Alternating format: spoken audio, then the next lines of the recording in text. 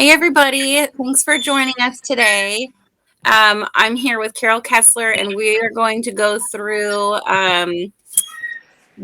of the ins and outs and the anxieties of when and hopefully never that your bird gets outside.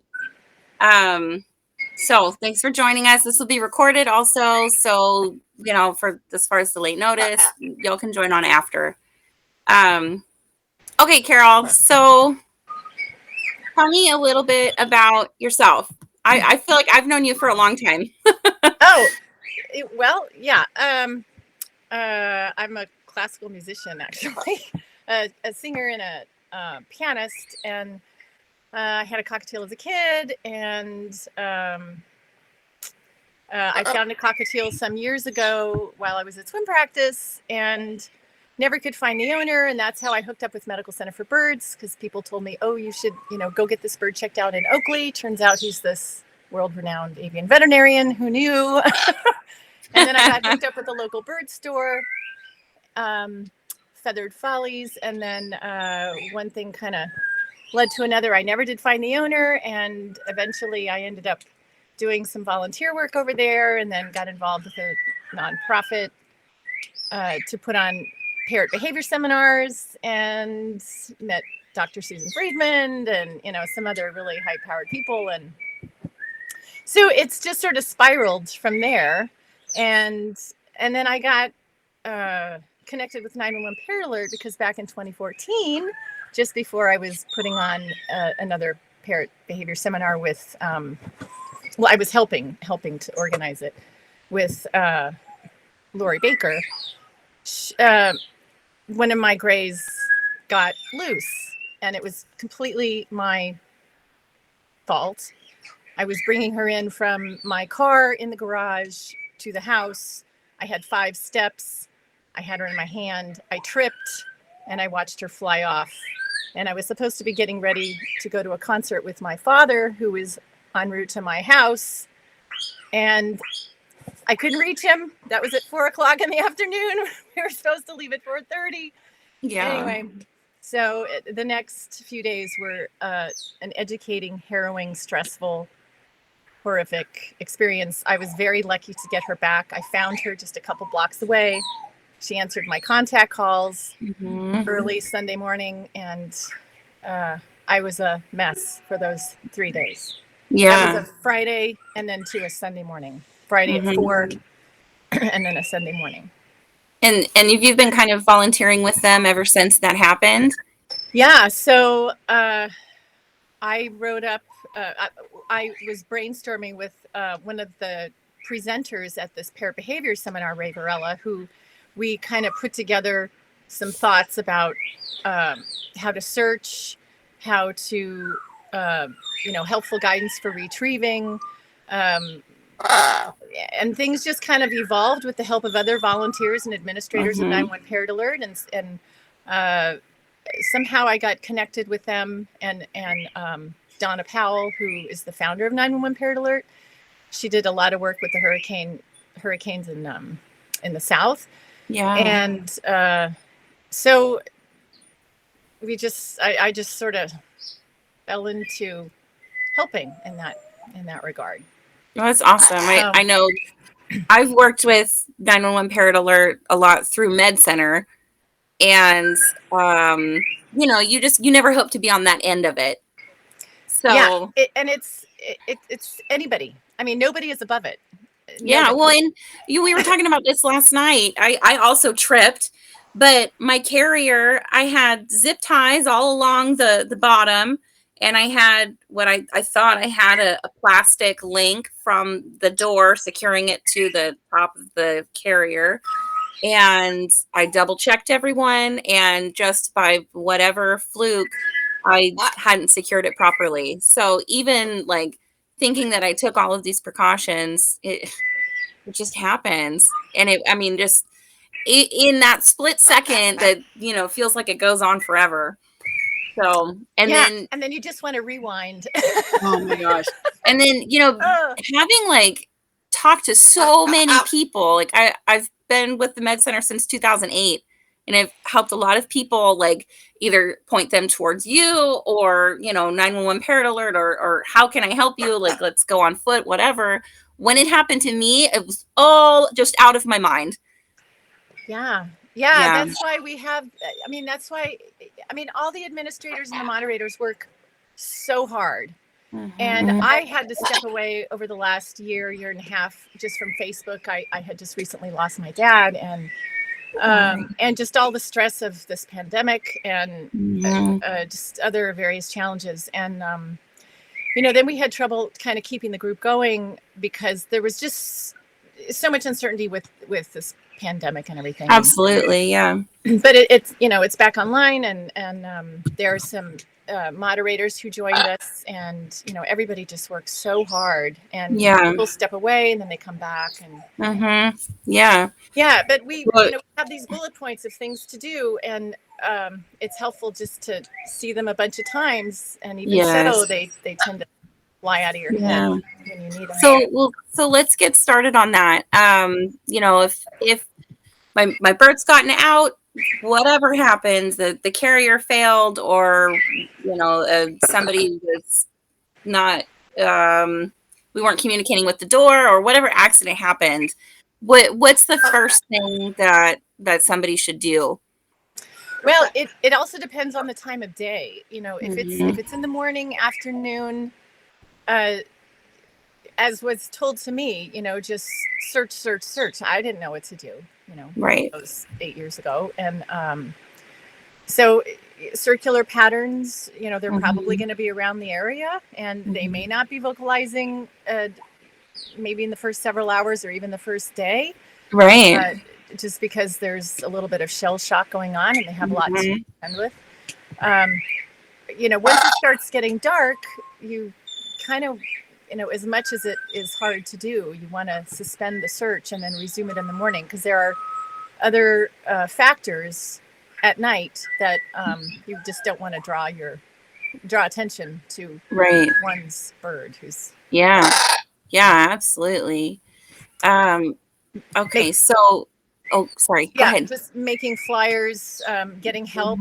That was a big one for me, because like anybody is in a situation, like I was an absolute mess, and so I had lots of people messaging me, like offering to come on foot, and then my coworker Brandy like just showed up, and she's just you do this, okay, go. And because you can't, even though, and I love that it's on the protocol, and I'll post the protocol in the comments afterwards, but stay calm, and it's like that's the last thing you're going to think about. Right. Yeah. So as we're going to search on foot, what kind of things should somebody like expect to bring? Well, if one can do it, water for yourself, first of all. And if you could pack, just some little snacks or bread or, anything. And fruit, if you have it. A carrier, if you can. A towel, if you can remember it. Right. Yeah, because they're not, even if we find our bird and they're still having this like shell shock, like you said, they're not really, we don't know if they're going to just like willingly step up to us, because they just might be too panicked. And that's right. Yeah.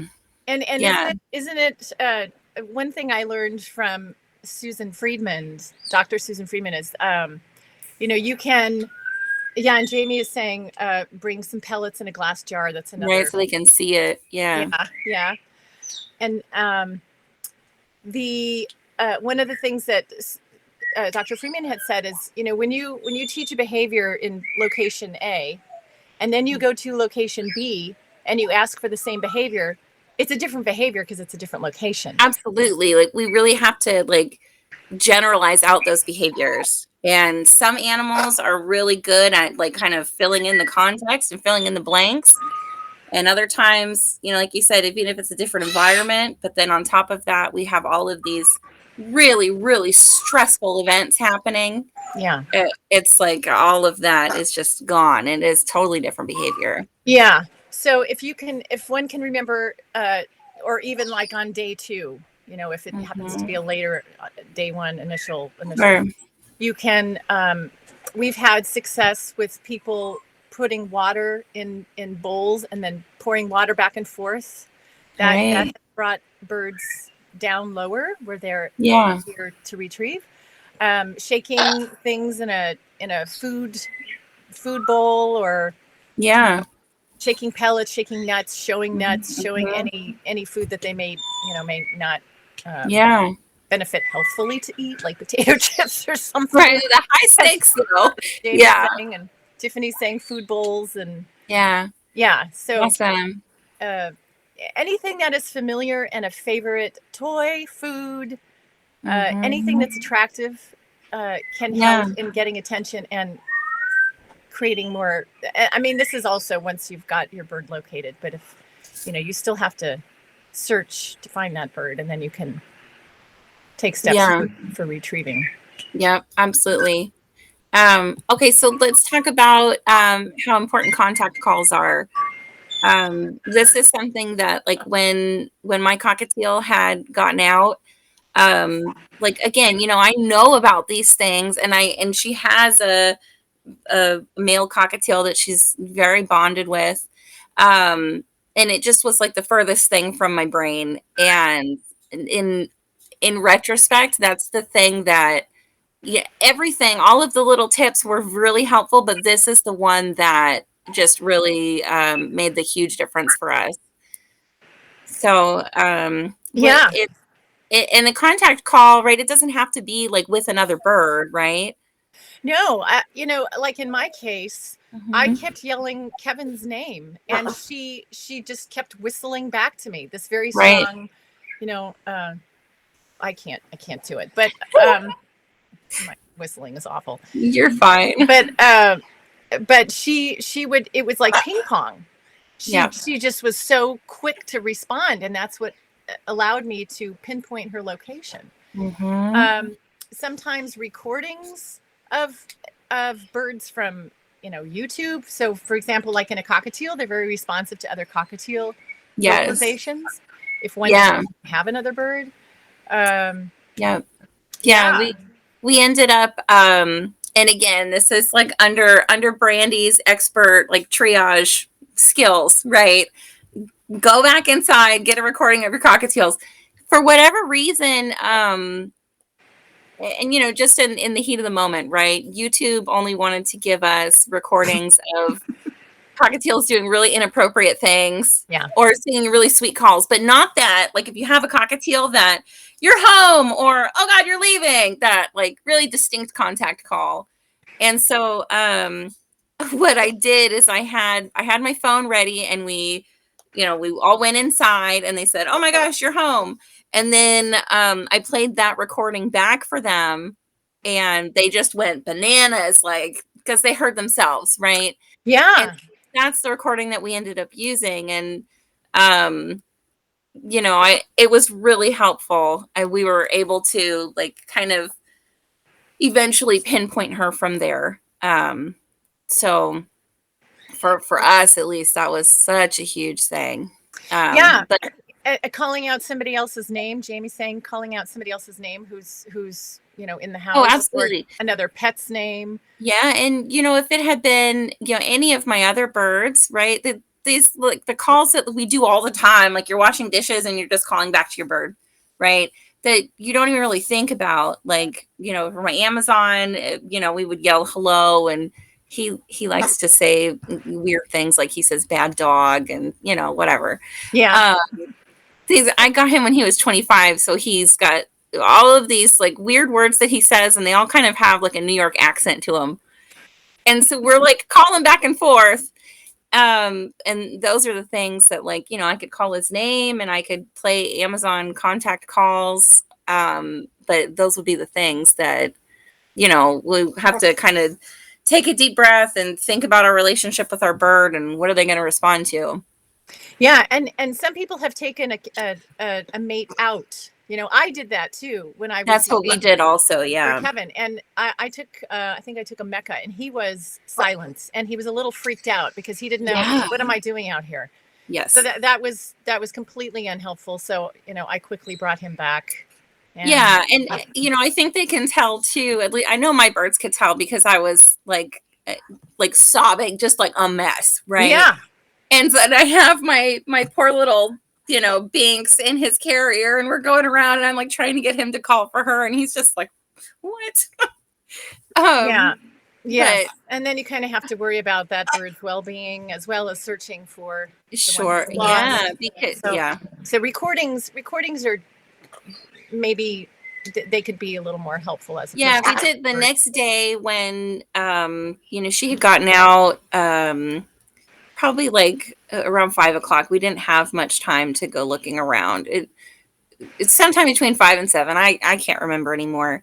But the next morning, and they were calling to each other first thing in the morning. And, I slept with all the windows open. And that morning, like after he had heard her, and he was ready, he was calling for her. And but yeah, it's a lot for, our kids who are at home with us to process too. Yeah. Recordings are great. Yeah. Okay. Tiffany, So let's talk about, this is something that as I was reading through the protocol, and again, like, you read through it to help other people, but when you read through it and you're in the situation, like I swear there's things on there that even though I've read it a million times that I just haven't seen before, like didn't register.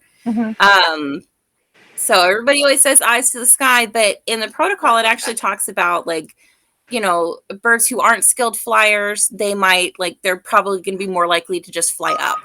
And our birds who are trimmed, they're not going to have as much like directional control. So can we talk about that? I thought that was really interesting. Yeah.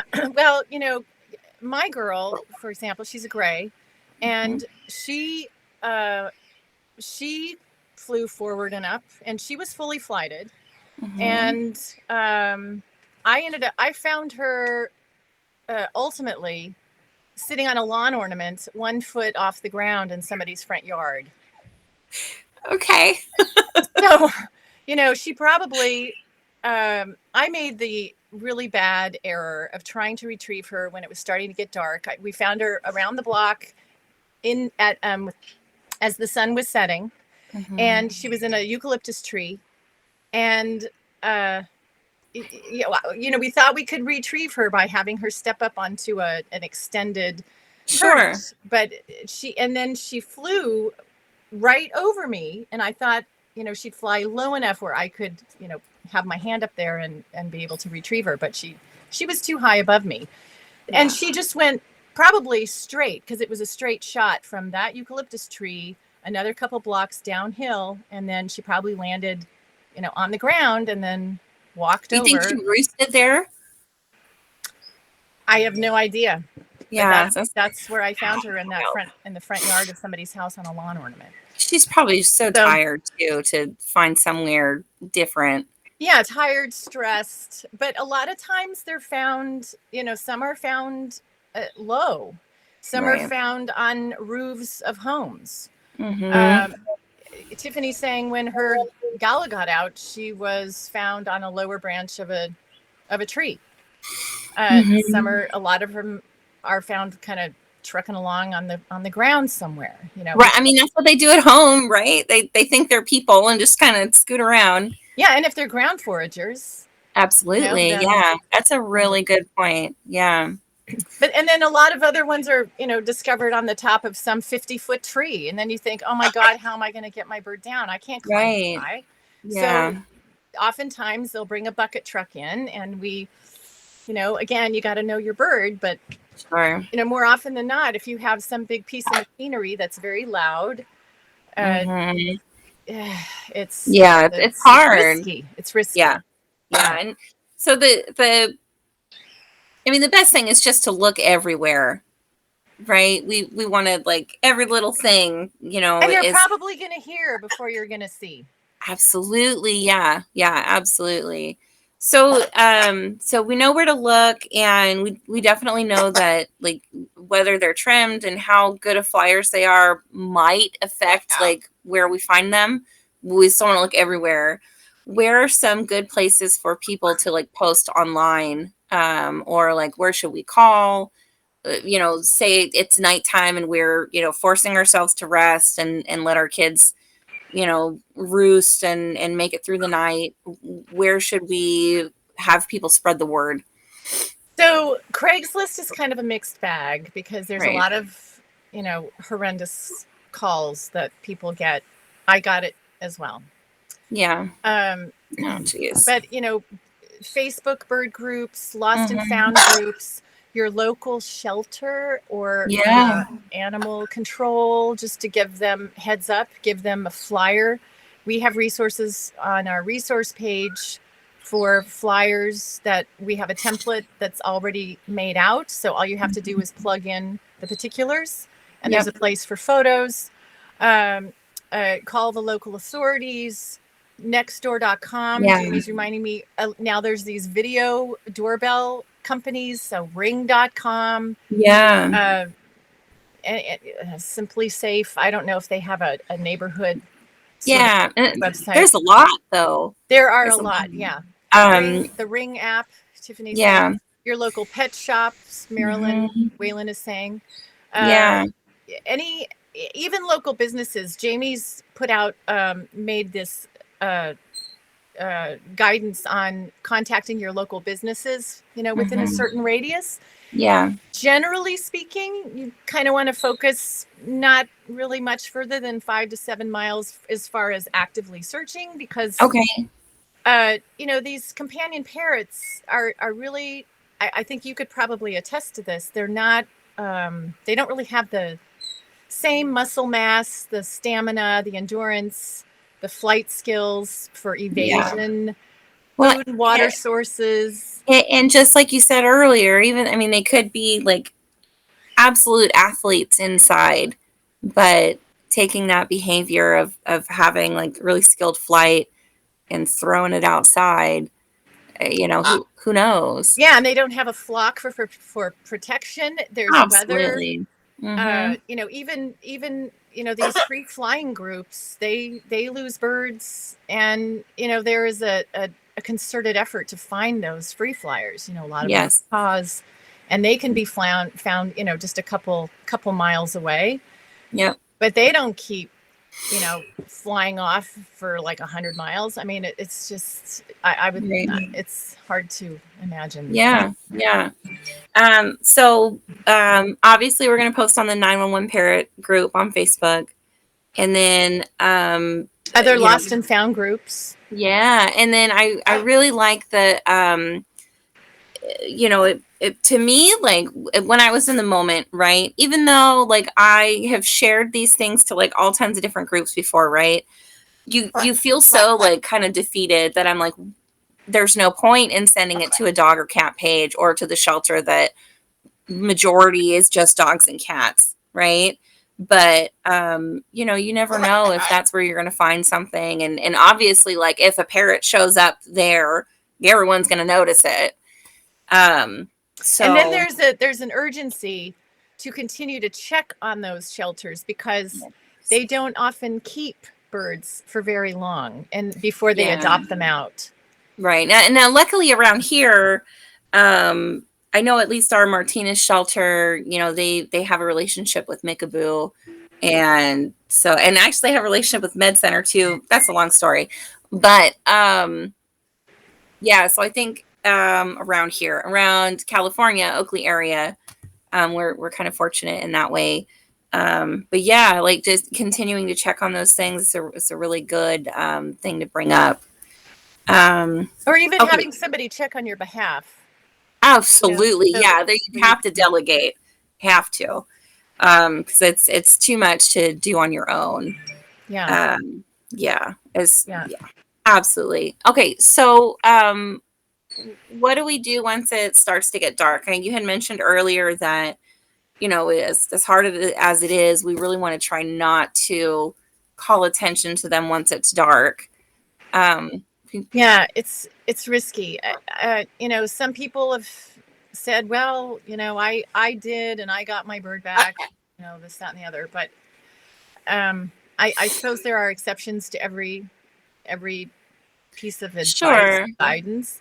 But on the whole, I mean, especially around here, and I did not know this really. I mean, it was not conscious. I didn't have a this wasn't rattling around my brain. But when I stopped searching for her in the evenings, there in this area there are owls. Yes, absolutely. And there's a lot of raptors that fly around here, and that wasn't something I was focused on. It wasn't brought to my attention. For the best. It wasn't brought to my yeah, absolutely. I would have had no sleep. Yeah. But and there are other nighttime nocturnal animals that come out at night that are on the ground. Absolutely. So and then there's the feral cats that sort of roam around, and they're responsible for a lot of wild bird populations in decline. Yeah. And they're not discriminatory for parrots. They really aren't. No. And I always try and think about too, like gosh, like some of our parrots when they're outside, I mean, they just like it just reminds me of like that one albino animal that like you can see from 20 miles away. Good for us, right? But especially given nighttime and you've got this little bright yellow bird that so yeah. And Jamie just posted this a Google Map post here where awesome. post this on a lot of the cases that we put up in the group. Awesome. Google Map the address, and then you can find the local businesses in the area. You can contact them and ask them if you can put your flyer up on their window. I mean, I plastered flyers everywhere. The more people who know about it, the better. Yeah, I had done that with your phone number. I had done that for the local like the parks and things. We've got a bunch of parks and schools, and I couldn't look up high anymore because it was starting to get dark, and so I just kind of went to look at these parks. And a lot of times, at least at Med Center, we have people bring in birds that they found, and they're I assume, like, given the medical state that they're in, that they've been out for a little while, and this is in part why they're on the ground, because they're just exhausted. So, just trying to leave no stone unturned, but you're looking at the businesses too, and, places in that radius to send your flyers. That's wonderful. Yeah. And then, a word about night, I remember this too. Jamie saying, this little situation with this little budgie, people will put lights. If it's like 10 o'clock at night, 11 o'clock at night, they put a spotlight. I mean, just imagine what that must be like, having a spotlight on you in a tree, scary. All night long, so that now you're illuminated for all to see. Yeah. So not only are you not getting any rest or sleep, but you've got this light on you that just broadcasts you for all the other nocturnal animals. Yeah. And so this is why it's so important that we have you and Jamie and everyone else from 911 Parrot Alert, because given those situations, no matter what experience we have, just all logic goes out the door. And we can really rationalize some weird things just to like have any ounce of hope that we'll get our kid back. And having these things like so clearly outlined and having all the admins that we can reach out to, I mean, it's invaluable. Even so, if somebody just can't part with the idea of leaving, I mean, we've had people sleep underneath the tree. That's fine, because then you're there, but you don't want to be eliciting response calls all night long either. Absolutely. Yeah. It's hard. It's really hard. Yeah, it is. Okay, so let's talk about some happy things. What do we do after we found our bird? So what we always advise is try to get them to an avian veterinarian, but first offer water, make sure there's no injuries, because I know that if there's some injuries, then x-rays may be in order, and if you're going to x-ray a bird, they're not supposed to have any food and water. Is that generally I mean, it depends, right? We still see some birds that you know, they can tolerate you know, having x-rays awake, right? It's a very quick procedure, and it's not too terrible depending on the individual. But I think too, like, just giving them food and water because they've been so long without, and then, you know, we can let them sleep for a couple hours while they don't have food, and then do x-rays if needed, right? And that's something that the vet's going to tell you. Right. Yeah. But generally we try to recommend, you know, offer water, offer some easily digestible foods, fruits. Those are hydrating. Berries. Right. For little cockatiels, you know, some millet. Yes. That's high carbohydrate with water. Yeah. And really, like, you know, I guess depending on how long they've been out, right? We want to make sure they're eating something. And then, you know, we always advise, get to the vet, try to get that appointment so that they can see if there's any little puncture wounds, little scratches that you may not be aware of, because that can lead to some sort of a bacteria infection. The other thing is, depending on when feeds a bird, you know, sometimes somebody will just give their bird a bunch of nuts. But if they're dehydrated, that's not always the easiest thing to digest, and it kind of gets, I think there's probably a tendency for that to get impacted in the crop a little bit. Well, or it's not the most hydrating thing. Yeah, absolutely. I would offer that later. Yeah. So, I got really lucky because as soon as I had scooped her up, and I just, you know, rushed down to Med Center, and it was way early, and luckily Dr. Spear was there, just, you know, tootling away on his laptop, and so he's able to look at her, and she, you know, stayed the day for observation. But yeah, I guess too, knowing, you know, if you don't have a regular vet, like, where do you go to? And maybe that's even something you could, you know, look at while you're not on foot searching at night, or I don't know. Yeah, and we have links on our resource page to regular veterinarians, avian veterinarians, board certified veterinarians. So different resources. Very cool. Okay, so let's see. You're just so dancy this morning. Oh my goodness. And then, you know, there's also a tendency for when people get their birds back, oh, let's trim those flight feathers. And I know this is a topic that people like to debate. I am a big fan of birds being able to fly. And, you know, I just have to be exceedingly careful of doors and windows. Right. And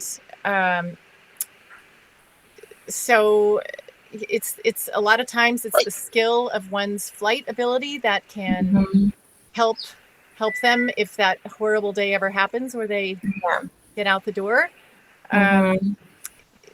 One can practice some recall training. You have a space in your backyard you can designate for some sort of a flight. You know, you can be outside for a little bit, supervised, as long as you know, transport that bird in a carrier both directions. Absolutely. Yeah.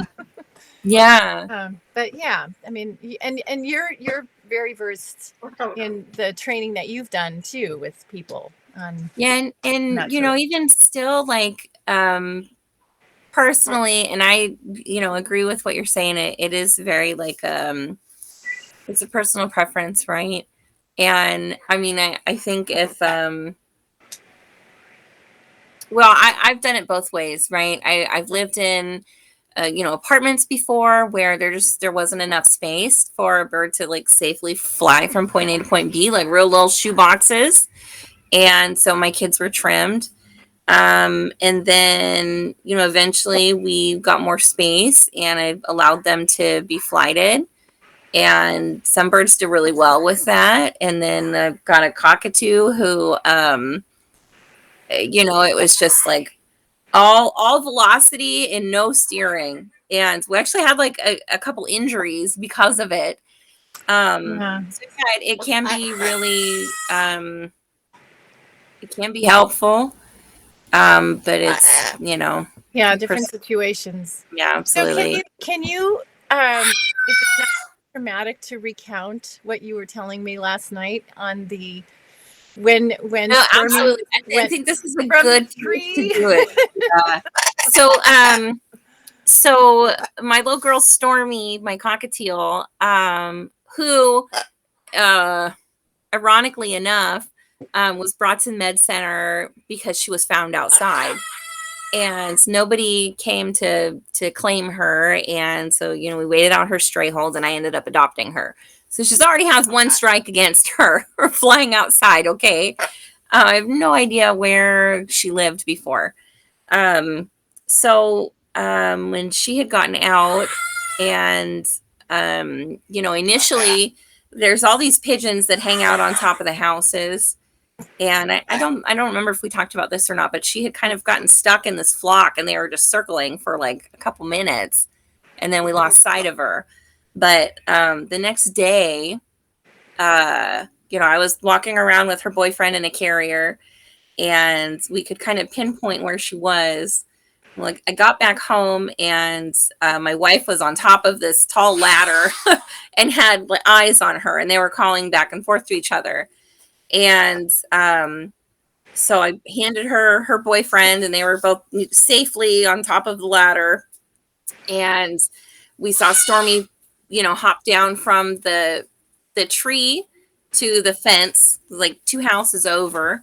And right as she was going to fly from that fence to us, this peregrine falcon just comes out of nowhere and chased her from our backyard in between our house and the neighbor's house.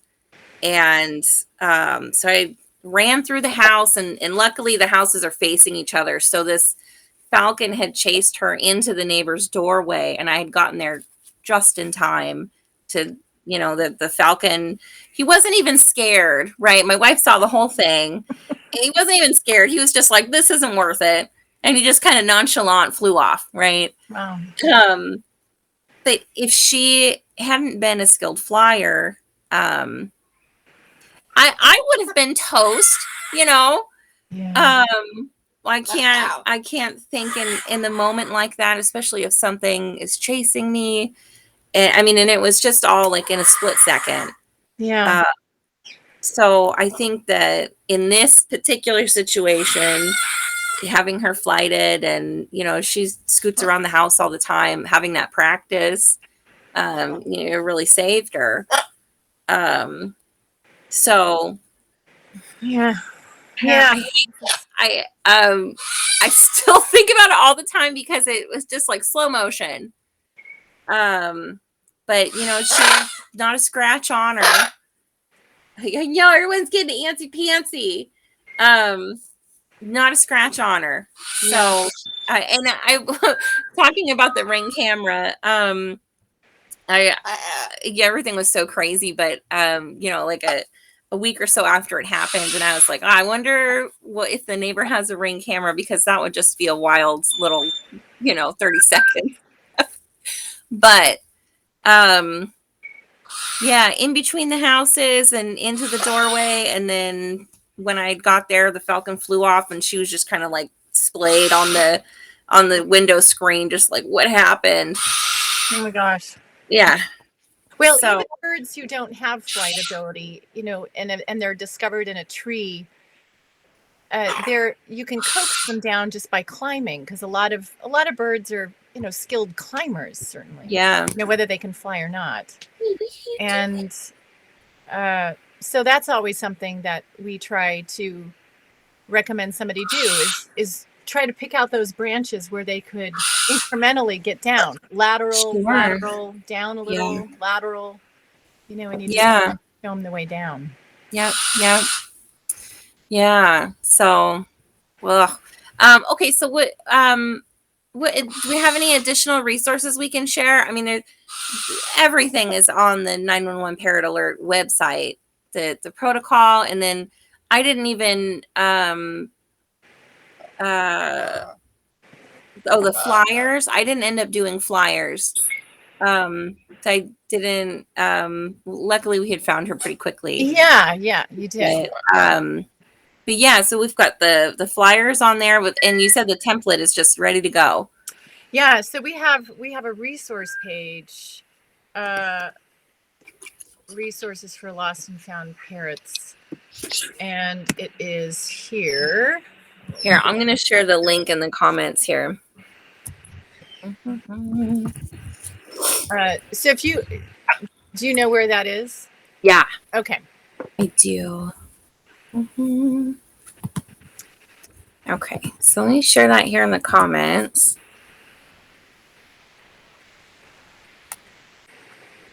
So it's resources for lost and found parrots. Oh, my comment didn't show up. There it is. Okay. Yeah.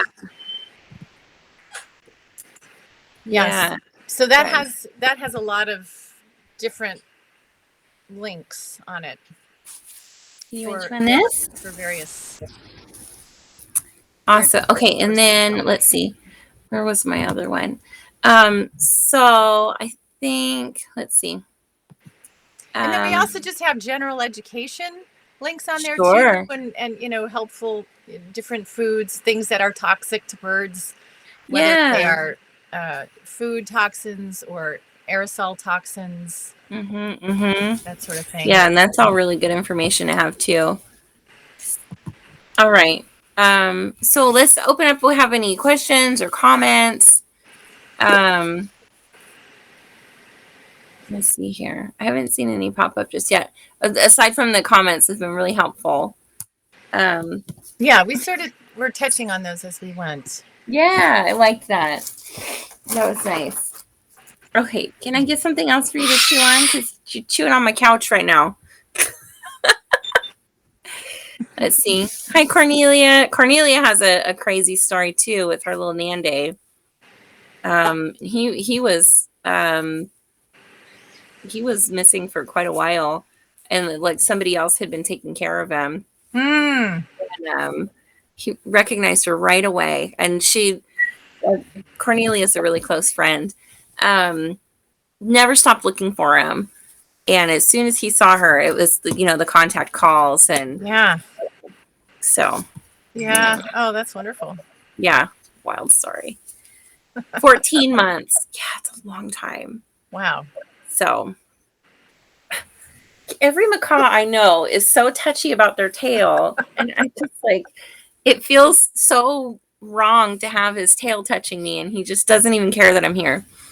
Okay, so yeah, and Cornelia, he had, if I remember right, I think that he had traveled quite a ways too. But yeah, okay, let's see what Kelly says. Oh yeah, that's right. Oh yeah, that's wonderful. And it's really smart, Yeah. So Kelly Whitehurst Plett is saying that she has somebody who lost their bird and posting in Spanish. If you can get flyers in Spanish, depending on what the makeup of the neighborhood is, that can be really helpful too. Right. Absolutely. Yeah. That's a long way, Cornelia, for the radar to go. The other thing is sometimes when these birds are found some distance away, it could also be a car who transports a bird from point A to point B. I know that I have gotten fosters for people in different locations from where a bird was found. Yeah. So yeah, absolutely. And I mean, it's a good thing, right? Like even if we can't find them, at least somebody's caring for them. But and then occasionally there's the misidentification, and that happened actually. I was involved in something with a cockatiel. That was there. It turns out there were two cockatiels out the same time with the same band. Oh no! The same three letters, different numbers, but 3 letters, and there was not we just didn't we didn't know about the second bird being out. Right. And it turns out that when one was the one of them that was retrieved, we thought we had that match, but then it turns out the behavior was just a little bit different. And then somebody else came forward and said, "No, I think that's my cockatiel." Oh And gosh. it turns out it was That's wild. Yeah. And so you had mentioned it a little bit earlier when we first started, but it makes me think of like when occasionally we'll have birds that have been found and they are brought to the med center. You said if there's a microchip or band information, you keep it to yourself. Yes. Yes. Yeah. And you want to make sure, just like you were saying, that you're giving the bird to the right person, whether there's a mix up or some other thing that a person might have in mind. Especially with some of our more sought over species. Yeah, there's some nefariousness that happens here and there too. That's a good word for it. Yeah. Trying to capitalize on a found bird. And oftentimes if somebody, we'll get in the group, if somebody finds a bird and, we will kind of in the background look for a trusted foster person that we have knowledge of, as opposed to just anybody saying, "I'll take him," that happens. Well, yeah, because you want, all things aside, you want the bird to go with somebody who knows how to take care of them. And who's not gonna, try to hide. Yeah. Yeah, I mean, it's the last thing you need after, being outside and losing your flock is then to be, turn around for profit.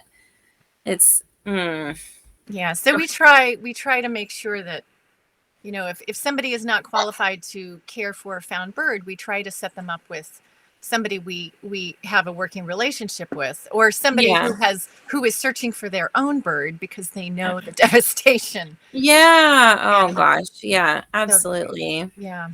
Yeah. Okay, let's see here. Yeah. Oh, Kelly, I didn't even think to post my kid on the McBoo Facebook page. But you know what about this sharing it everywhere? I felt really fortunate because I think when I looked back at after we had found her at the end of the day, and I think that, it had been shared something like 30 something, 40 times.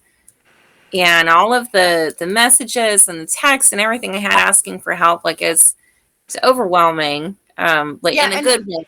And we have a public group. So sometimes if things get posted to a private group and somebody shares them from a private group, they won't be able to, it won't come up because it's absolutely private. But we're public. So anybody who shares from our group, the post is going to be there. Anybody can see it. Yeah. And that's one of the things that I never signed up for Nextdoor before. And so I had to sign up through there, but there are some of those things that either you delegate or you have to sign up for them. But yeah, that's all of those public groups. Yeah, absolutely. Anybody can see it. Yeah. And then just getting phone numbers out there. That's really, really important. A lot of people, say, "Oh, but my privacy." Well, no, it's not. Yeah. We're have to weigh things out, but yeah, absolutely. Awesome. Okay. Let's see. Did we forget anything? Just urgency. Those first few days are so important. Try to get off work. Try to get people to help. And even after a week, it's not a lost cause, because a lot of times other people will find these birds and they just don't connect with you yet for whatever reason. There's just crossing. So even if it's 2-3 weeks, 4 months, 14 months, there can still be a successful reunion. Yeah. Yep. Absolutely. All right. Well, great. Thank you so much, Carol. Oh, my pleasure. And everybody else. Back. Yeah. Oh my gosh. I'm still. How long? This is a good question. How long does it take for me to not be stressing about this anymore? Well, when you reach that point, let me know. Okay. Sounds good. Yeah. Oh, turkey. I mean, it's been all right. 8 years for me, and I still get really nervous when I open my window, to go outside. I'm just, are my birds in? I triple check to make sure everybody's in before I open a door. Yeah. Yeah, we actually, since we moved, I still have the locks on everyone's cages. I know they can't get out, right? Yeah. But it's just like, oh, I don't want to. Yeah. So anyhow, yeah. All right. Well, Picasso's saying that it's time to wrap up. He's getting antsy. Yeah. Well, thank you for the invitation, Melody. Yeah, thank you. And then let's see, I'll have this recorded, and then we can share on the video, and then everybody should be able to look on the links, the different pages where it's saved. Okay. Yeah. Georgette, one of our other administrators, is also saying beware of doggy doors. Yes. Some stronger species can walk through their doors. Yeah. I've never taught my birds how to do that, and I don't plan on it. I had a cat a couple years ago who he would go in other people's dog doors and then eat their food and then sleep on their couch and get hair on their couch and then leave. Oh my gosh. And I mean, he was so old that everyone was like, whatever, he's really old, it's fine. But yeah, never teaching these guys how to do that. Yeah, well, and that, I guess that goes also for other animals that may come into your doggy door. Absolutely. Or cat door, and if your birds are out, that could be a catastrophe. Yeah, we had or even if they're in and you're not home. No, definitely. You come home to a nightmare. Many years ago, we and then we got a lock for the door afterwards, but we thought we had a skunk come in the middle of the night, and we were worried about other things than the birds because it was a skunk. But yeah, that's a really good point. I didn't think about the dog doors at all. Yeah, Georgette just brought that up. Yeah. Thank you. Okay, so everybody have a good rest of your Saturday. Carol, thank you so much. Yeah, I'm only one person. I mean, it's really such a group effort. Everybody... I know, but you're the one who I talked into doing an interview. But thank you to everybody, all of the admins and the volunteers, and we all come up with brainstorming of different things to say and help. Well, something like this, it has to be a group effort, unless you'd be Superman. So it's everybody. Yeah. Well, thank you all so much. And any questions that anyone has, post them and we'll get to them. Thanks everybody who joined us, and have a good rest of your day. Thank you. Bye, Mel. Bye.